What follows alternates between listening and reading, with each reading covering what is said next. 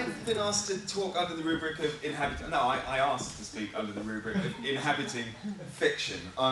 So I'm first going to try very briefly to tie it into some of the things we were thinking about in the first half of the session around social psychology, and then look more at notions of rehearsal, performance, repetition, reenactment, and indeed inhabiting fiction. So I want us to think about fiction, and just what I mean by fiction, various instances that we'll look at in a moment, but to think of fiction as an experimental laboratory, to think of the possibilities of fiction, of using fiction as an experimental laboratory. I'm sure all of you know well, even if you haven't read, William Golding's Lord of the Flies, 1954, the story about a bunch of maroon public school kids who start calling people pigs, and which was latterly reprieved as the scenario of Survivor, the reality TV show Survivor. You're familiar with Lord of the Flies. Okay, so I think in many ways this fiction, this story, offers us the paradigm of the kind of experimental space which social psychology was to go on to develop. It's based on a discrete geographical space. So a space is defined which has an inside and an outside, which is marked off from the social world at large. And either certain constraints are imposed on that space, or certain constraints are removed from that space. And then a group of subjects are inserted into that space and allowed to behave. And then their behavior is observed in some way. Now, this is precisely the kind of thing that social psychology went on to do. In fact, this scenario, this mise-en-scène, was literally reproduced by one of the leading social psychologists in 1961, I think, Mustafa Sharif, in an experiment called the Robber's Cave, where a group of high school kids are sent to a summer camp and given different armbands that put into tribes, and then they start being very, very horrible to each other. And then a few variables are changed, and suddenly everything's forgotten and they're nice and everyone's happy family. So this idea of throwing people into space and just watching them, seeing what happens, is key to the dramaturgical method of social psychology. Now, we can think of social psychology as a fictional space in several ways, because it relies fundamentally on things that are not the case, counterfactuals, either through deception. So subjects are simply lied to. They're told that one thing is happening, that the experiment is designed to do one thing, when in fact it's designed to do another, because we're all, as reasonably sophisticated language users, we can speak, we have some kind of ethical imagination. We're able, if we know about what's being tested, to modify our behavior accordingly. Okay, so people are simply lied to. Or in other instances, people are simply asked to behave otherwise, to behave as other. So role play is also central to social psychology. So in the Zimbardo experiment, for example, it's not that the college students were hypnotized and actually believed that they were prisoners or robbers. They were simply asked to assume that role, and assume it they did. So we can think then of the ways in which social psychology is predicated on performance. Subjects are asked to perform explicitly in order to elicit performance. So there are two senses of performance. There's performance as the twice behaved, performance as a non-identical carrying out of actions, where the subject sees that the actions that they are performing are somehow separate from them. And then there's the other sense of performance, like when we talk about a car performing, which is simply doing things. So in social psychology, performance is an instrument used to generate performance. Okay, and supposedly what's being measured is the performance. Okay, so subjects inhabit fiction, and that's supposed to give us some kind of empirical purchase. So I am curious about the possibilities for inhabiting cinematic fiction, because in a kind of trivial sense, in an obvious sense, there's a way in which we all inhabit a cinematic imaginary, that we all imagine ourselves in various ways through a cinematic imaginary. And I'm curious as to the ways in which the apparatus of fiction film production, the actual labour of auditioning, of story, of script writing, of rehearsing, of filming, can be set up in order not to create a fiction, that's the pretext, but in order to open up a social and representative space into which can be inserted a documentary apparatus, to open up the production of fiction as the space of observation for a documentary project. So that's the kind of broad background. So let me just anecdotally, briefly introduce you to this project. Two main characters in it. Gagik Danilian is an Armenian stonemason. He was in the Soviet army in Afghanistan. While he was there, he realized that he looked like Rambo, specifically like Rambo 2. And I say like Rambo, not like Sylvester Stallone, because of course Sylvester Stallone looks like many different things. He looks specifically like Rambo 2. At first, he was slightly put out to be identified by his comrades as a dead ringer for his ideological adversary. But later he embraced this. He went to Moscow to eke out a living working with a band of lookalikes: Yeltsin, Lenin, Hitler, Madonna, the Pope.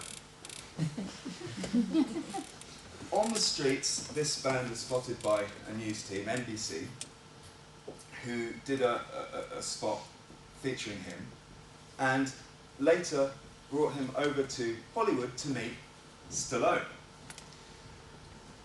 So that's Gagik Danilian, the Rambo lookalike.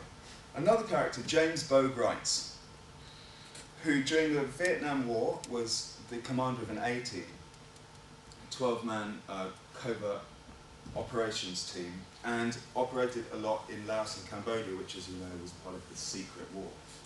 So he had a kind of spectral presence, twice covert, in that war.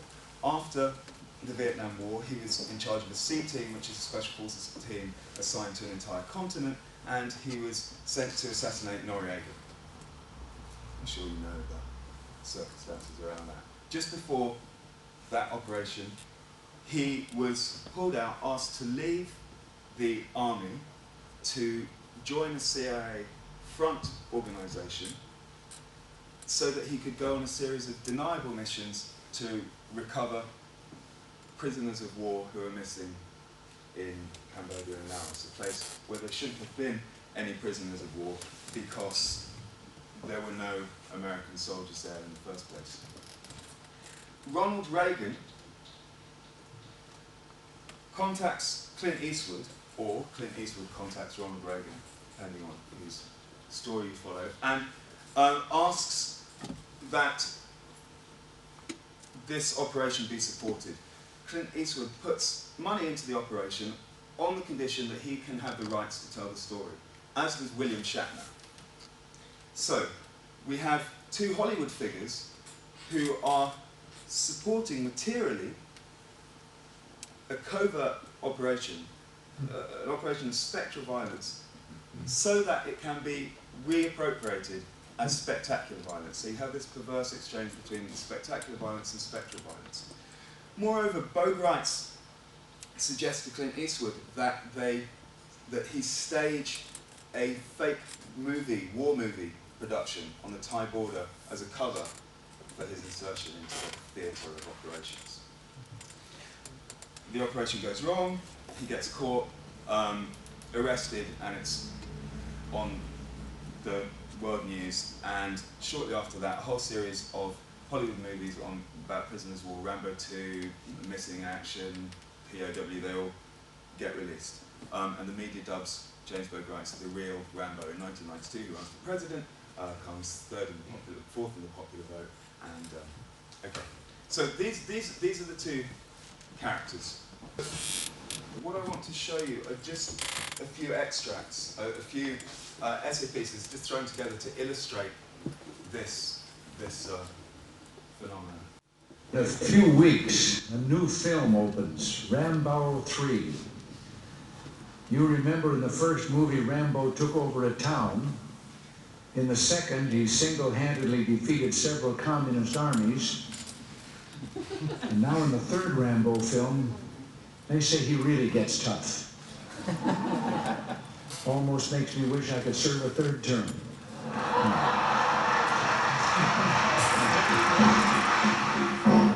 I am James Gordon Grites. I am James Bogarts. I am Bo Grites. I am Jim Grard. I am Jimmy Wilkes. I am Patrick Clark. I've been known as Swamp Fox. My code name was Bear in ISA. I've been called James Bond as the intelligence officer of Delta Force, and China Boy when we were working in Asia. Also Marauder. I am who I say I am. God knows. Time will tell.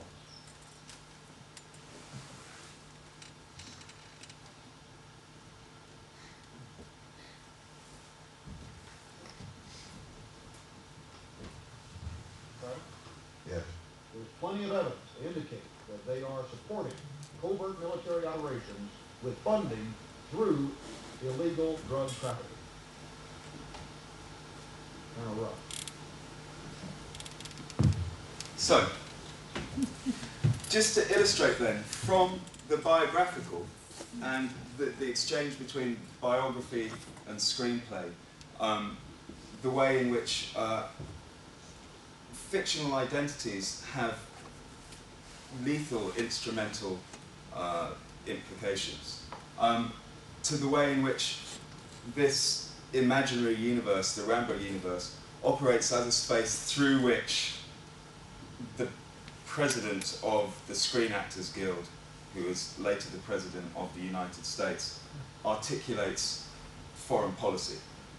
Okay, so just an illustration of that. This, incidentally, is James Bogarts in a documentary, or in Rush's of a documentary that was never made, that was shot about 20 years ago, and it was his attempt to expose the CIA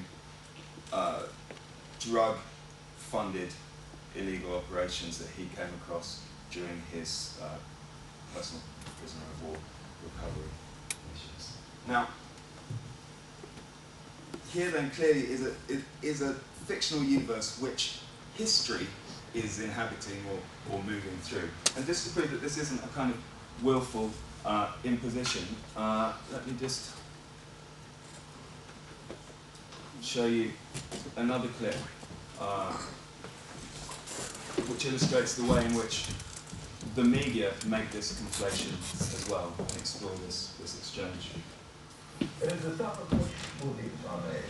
It happened some months ago in Laos. A band of US-led mercenaries sneaked into that country in an abortive rescue attempt. It is, as Jerry Bowen reports, a case of life imitating art.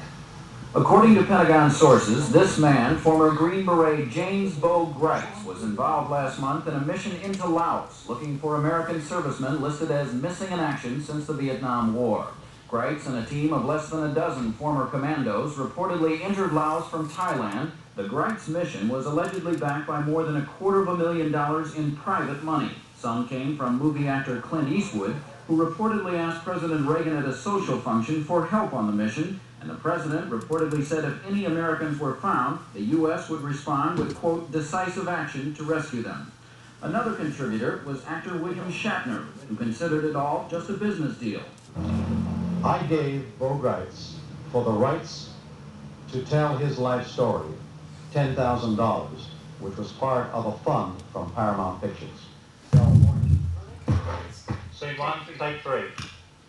So, yes, the mythical James Bo Greitz. So, there's some clips where the news conflates Rambo and Bo Greitz, which I don't think I've got time to show you. So I'm just going to skip on to the beginnings of a series of experiments we did with Greitz and his wife Judy, starting with role-playing, and which would end up in full-blown reenactments within a reconstructed fictional space. So this just starts off looking, I suppose, at feedback with them watching the fictional scenario that they go on to claim that they are the models for.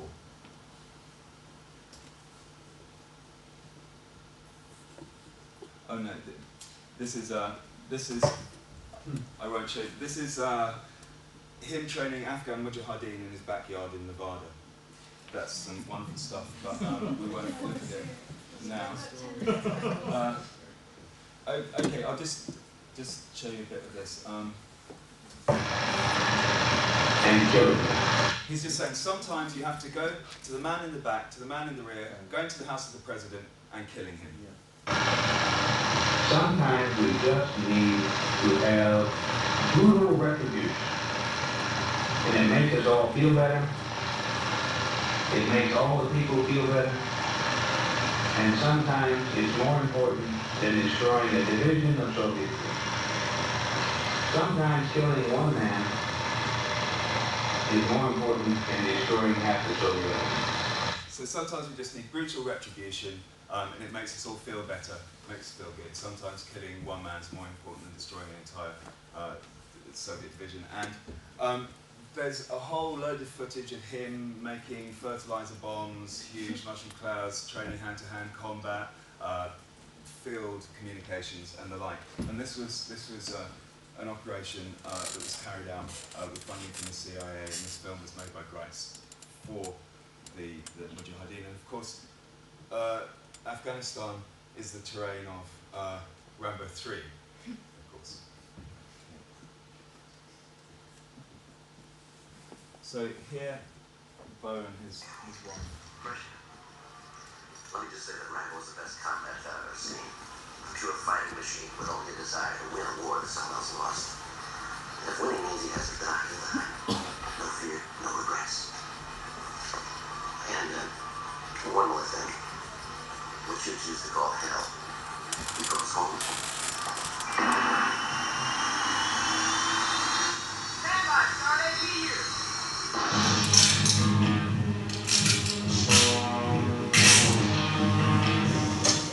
Anyway, this is the F3 Nikon that the agency issued me. They were really screwed up. Number one is they had an automatic winding device, which you can see on the bottom. I tore it off because it's stupid. You can't have those things. They make too much noise. I mean, even one click it's a different click. It's a metallic click. I mean, you're close enough to shoot prisoners of war. One click could give you away. And there is frustration in this man, former Special Forces Lieutenant Colonel Bo Greitz, who insists a government intelligence agency asked him to get photographic proof of Americans in Laotian prison camps.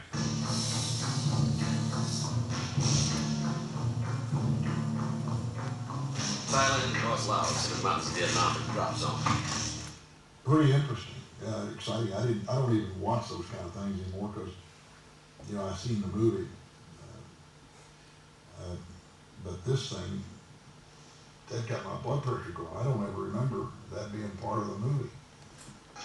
So, show you that just because I think there's an emblematic moment in it where he was watching this film and that scene with the camera comes up and he suddenly jumps up and says, "That's my camera," and rushes to the cupboard, rummages around and pulls back this camera. So he reaches into the fiction and retrieves this artifact that somehow proves that this is his story. This is material evidence that this is his story. And there's just that moment in the montage where there's a match on the action and for a moment you're in neither the fiction or the documentary footage. And of course, Reagan himself was a person who famously confused his own memories with the films that he'd seen. That's when he spoke about his activity in Germany during the war, when in fact he was in Hollywood making Why We Fight series. Just show you a quick bit of this scene because it now moves into role playing and will lead into the next section. Try and get across to Thailand? Yeah. Then go America? She's got to be Amerasian because her eyes are too light. You take me? Say that. You take me America? I become America. I become I Love Lucy. I become housewife.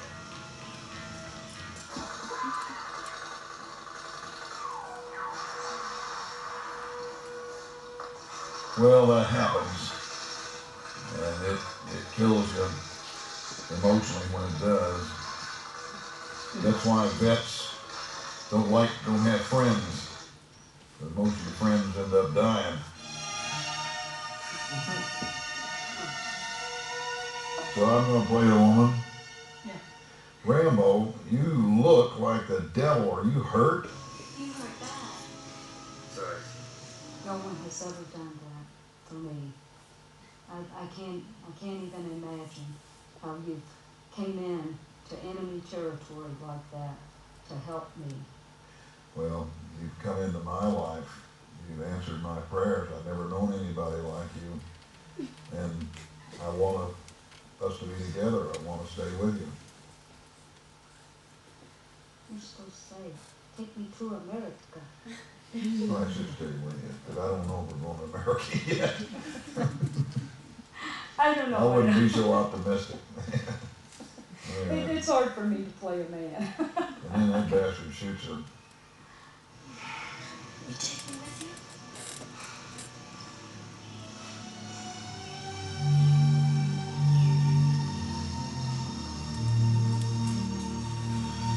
You take me with you? Of course, are you kidding? The last thing in the world I'd do is leave you here. We're going to go back. We're going to finish this thing. Baby doll. Oh, that was nice.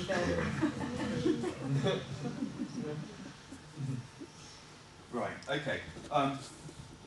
Fine. So starting off with a kind of relationship to the image and then acting in response to it. And this scene just thrown together to illustrate a later stage in this process we call inhabiting fiction, where we actually reconstruct the fictional space and insert the character that claims he's the model for it into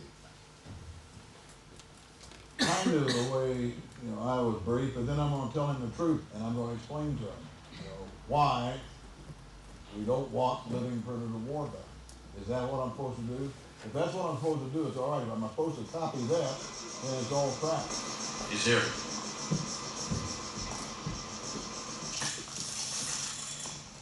Let's take this scene the way it's been described here and see what happens. Look, John Rambo, let me cut straight with you. You're probably aware that there's almost 2,500 Americans still missing in action in Southeast Asia. It's still a very emotional issue.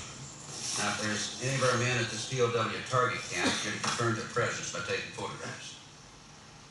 Photographs? Photographs. Photographs only of these POWs. We need to satisfy America. You go over there. Everybody knows you. You take photographs. Then what we'll do is we'll put the word out that John Rambo, recipient of the Medal of Honor, has gone, has come back, and everything is right according to the president. We don't want you going beyond the camera. Okay, I'm going to move forward now. Just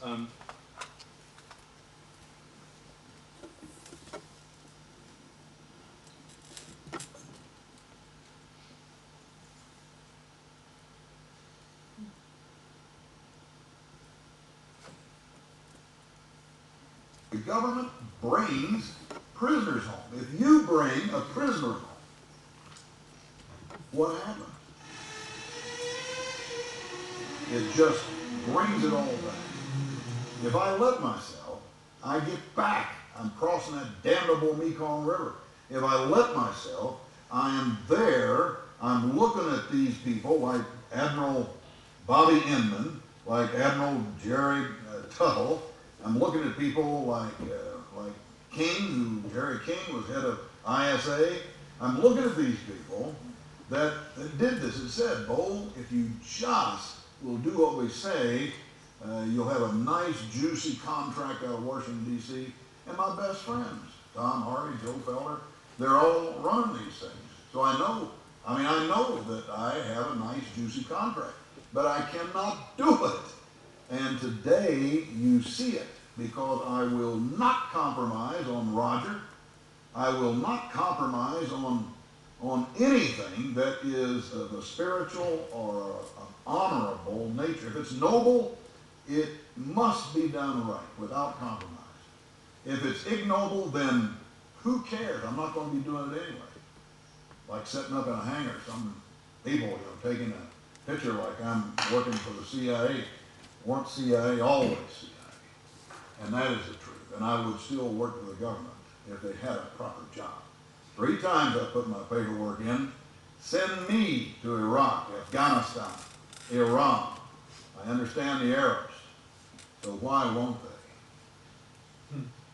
Same reason why they asked Westmoreland, and he said, Bo Greitz was kind of a loose cannon. You never knew when he was going to go off or in what direction. But when you're fighting a war, that's what you need. Well, you see, we think we're fighting a war. So if it's not a war, then let's get the hell out of there. Bring the troops home. If it is a war, where are the loose cannons? So, yeah, I could easily. But see, I know I'm playing here. And there's a little wall. But if I were to maybe drink too many beers or whatever, it might take me back. I don't want to do that. Somebody calls a dog catcher on me. It takes me a little bit back. The bad bureaucrats. Bureau rats, I prefer to call them. All right, John, you got a plane to catch. Be easy on those native girls, will you? Okay. Go into those bars. My gosh, you get down there. And I know how it is. Matter of fact, I may go over as far as Bangkok with you. We'll have a lot of fun. All right, guys. Somebody get something cool. It's hot in here.